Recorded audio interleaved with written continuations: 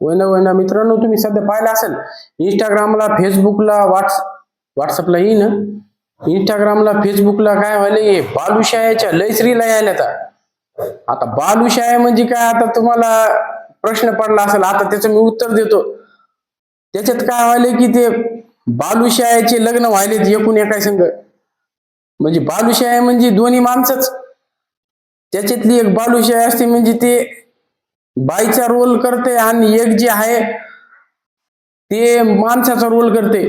या बालुशायाचे लग्न व्हायलेत. आता तुम्ही 2-3 दिवस आधी पाहिलं असेल की पुण्याला एक राम आणि श्याम नावाच्या 2 बालुशायाचे लग्न झाले एकूण एका सोबत. त्याने इतका मोठा इव्हेंट केला. त्याच्यामध्ये सगळ्या पुण्यातल्या बालुशाया म्हणजे पुऱ्या भारतातल्या बालुशाया तिथे जमा झाल्या होत्या लग्न पाहायसाठी. मग त्यांनी सगळी ती हळदन तेन सगळे कुटाने काही जणांनी पाहिले असतील ते व्हिडिओ. पण व्हायला काय माहितीये का याच्यामध्ये, हे जे डबल टच राणी चानसला आहेत याच्या हे जे व्हिडिओ टाकायले तर लग्नाचे, पुन्हा हळदीचे, पुन्हा दुसरे असे वेगवेगळे आता तुम्ही पाहिले असतील, ते काही सांगायची गरज नाही तुम्हाला. याच्यामुळं काय व्हायले, नवे पोट्टे बिघडायलेत ना. त्याला वाटायला आता हे करायले तर मग आपल्याला काऊन जमणं. आणि पुन्हा त्याच्यातल्या त्याच्यात कहर काय झालाय, त्याच्यात कहर ह्या न्यूजवाल्यांनी केलाय.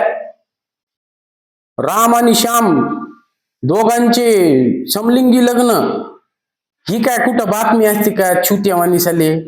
अरे ते तिकडे तुम्ही एकूण एकाच्या उरावर बसा.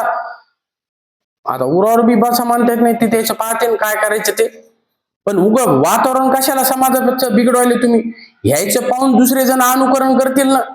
आणि त्याच्यामुळं काय होईल माहितीये काय, हे लोक लय कदर देतील ना. ते आता कसं आहे, त्याला बी आपण काही बोलू शकत नाहीत.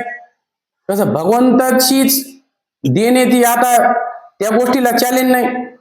पण बाबा भगवंताची देणे भगवंताने केले त्याचा काही विषय नाही. पण तुम्ही आम्हाला कदर देऊ नका ना त्याच्यामध्ये.